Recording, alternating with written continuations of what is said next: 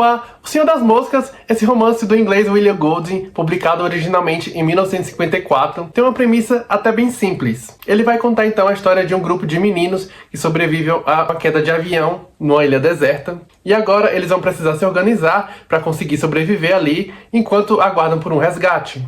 Eles são meninos ali de uma escola britânica que estavam no meio de uma viagem, em um período que a gente pode entender como o entre guerras. Então, não houve nenhum adulto sobrevivente nesse acidente, e no primeiro momento, aquelas crianças, eles entendem que vão precisar trabalhar em grupo para conseguirem sobreviver naquela ilha, até que o resgate chegue.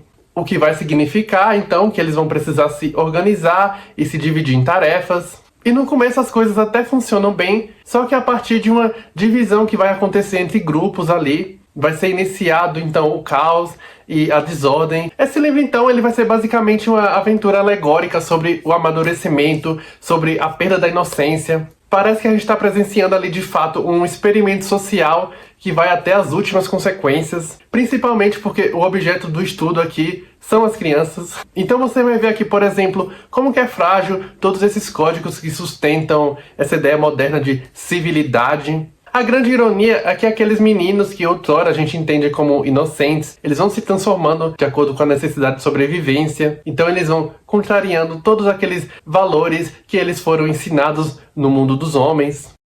Tenho medo dele, disse Porquinho, porque eu o conheço.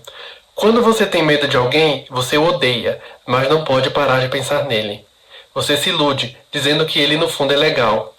Então você o vê de novo. É como a asma e você não consegue respirar. É assim.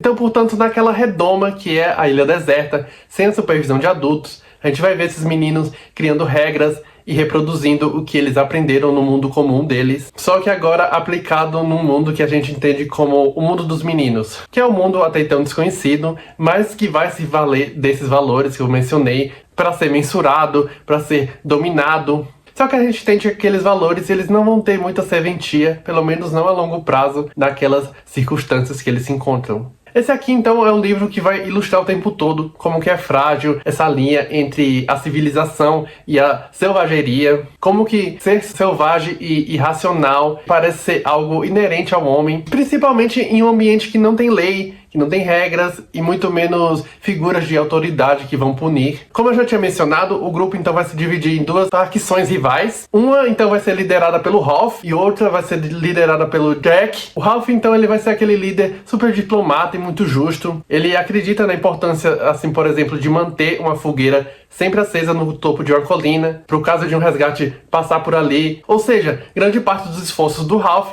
é justamente se concentrar em tirar aqueles meninos dali. Por outro lado, o Jack, ele vai defender o uso da força bruta e da selvageria. Ou seja, para ele, o melhor que os meninos têm a fazer, de fato, é aprender a caçar, aprender a sobreviver, usar da violência. E é aí, com essas duas ideias contrárias, que o negócio fica bem dramático aqui. O Ralph, então, ele vai representar aquela ideia de ordem e de civilização, de racionalidade. E o Jack, por outro lado, ele vai ser esse lado mais selvagem e violento do ser humano. Só que mesmo com essas qualidades que eu citei sobre o Ralph, ele também é um pouco negligente e meio petulante em alguns pontos. E o Jack nem tem muito o que se falar, ele é basicamente um pequeno sociopata que está se descobrindo.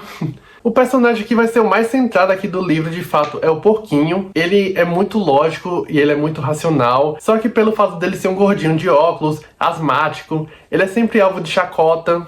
Ele não é levado muito a sério, ele tá sempre sendo ridicularizado e subestimado pelos outros. Mesmo ele sendo o que mais oferece soluções eficientes pro grupo. Por exemplo, quando ele sugere o uso de uma concha, que vai servir ali como instrumento para que cada menino fale de cada vez e não vire uma bagunça. Um Porquinho é o que tem um dos finais mais tristes, se não o mais triste aqui do livro.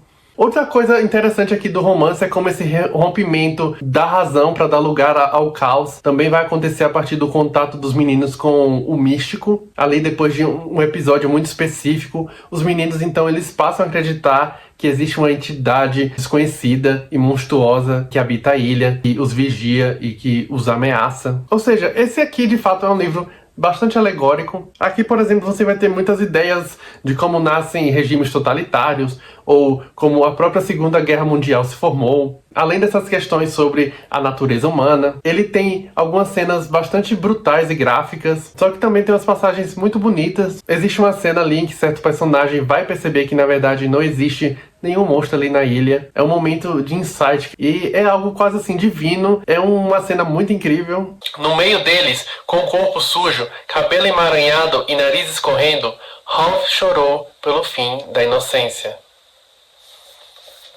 Então é isso, O Senhor das Moscas é esse livro de como essas duas ideias que por vezes podem soar até conflitantes, como a inocência e a crueldade, elas vão se entrelaçar. Quer dizer, é possível ser selvagem e inocente? É quase como se o retorno do homem à selvageria fosse também ao retorno à sua essência e, ironicamente, à sua forma até mais pura, ou seja, a sua pureza infantil. E é um livro que vai deixar a gente nesse dilema de julgar as ações de um bando de selvagens que também são um bando de inocentes.